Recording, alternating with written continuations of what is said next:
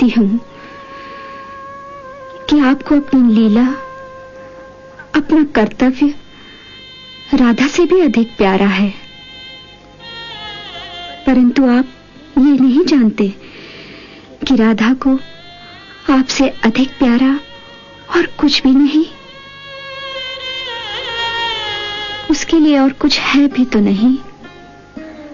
राधा के सारे कर्तव्य, सारे कार्य, उसकी सारी आशाएं, आकांक्षाएं, उसकी सारी पूजाएं, अर्चनाएं, ये सब कृष्ण के चरणों में ही अर्पित हैं।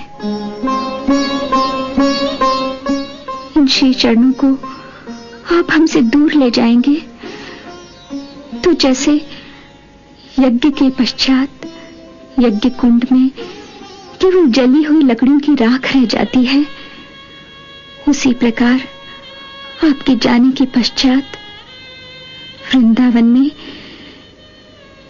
केवल राधा की भस्म ही रह जाएगी। इस पीड़ा का मर्म आप नहीं समझ सकते, केवल एक प्रेमिका ही समझ सकती है। केवल प्रेमिका ही क्यों, प्रेमी के हृदय में भी तो पीड़ा होती है। उतनी नहीं, प्रेमी तो अपने पुरुषत्व का सहारा लेकर पीड़ा को सह लेता है, परंतु प्रेमिका का तो एक ही सहारा होता है, उसका प्रेमी।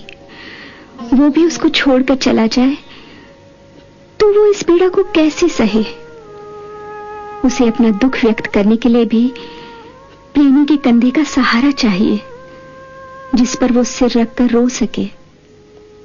अन्यथा तो अपने प्रेम की लाज रखने के लिए वो बेचारी किसी दूसरे के सामने आंसू भी नहीं बहा सकती।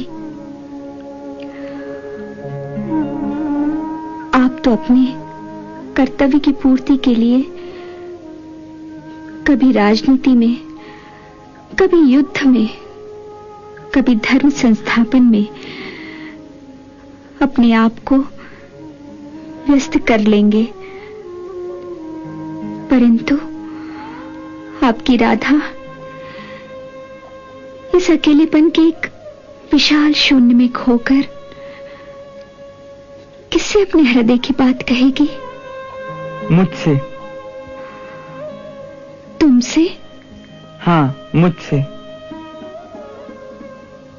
राधे, मैं जहां भी रहूंगा, वन में या राजमहल में, कर्म क्षेत्र में या फिर युद्ध क्षेत्र में, मैं वचन देता हूं कि हर रात स्वप्नों के भाव जगत में मैं आता रहूंगा, जहां हमारा नित्य मिलन होता रहेगा। नींद आएगी तो स्वप्न आएंगे ना। प्रेमी के विरह में प्रेमिका को अगर सुख की नींद आ जाए तो उसके प्रेम का निरादर होता है। नहीं, प्रेमी से मिलन का विश्वास हो तो फिर किसी भी स्थान पर जाने से प्रेम का कोई निरादर नहीं होता। फिर चाहे वो स्थान नरक लोक हो या स्वर्ग लोक हो अथवा स्वप्न लोक हो। कैसे निर्मोही हो, स्वप्न दिखाकर भरमा रहे हो। कभी कभी मैं सोचती हूं कि मैं गोलोक छोड़कर इस वृंदावन में ये पीड़ा सहने क्यों चली आई। वहीं आपके अविनाशी रूप के साथ बैठकर धरती पर आपकी मानव लीला का दृश्य देखती रहती। क्यों आपके प्रेम में बावली होकर आपके पीछे पीछे इस मृत्युलोक में चली आई।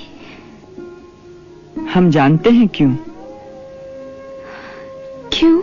ताकि इस क्रूर धरती पर कुछ काल तक तो हमें आपके साथ का सुख मिलता रहे।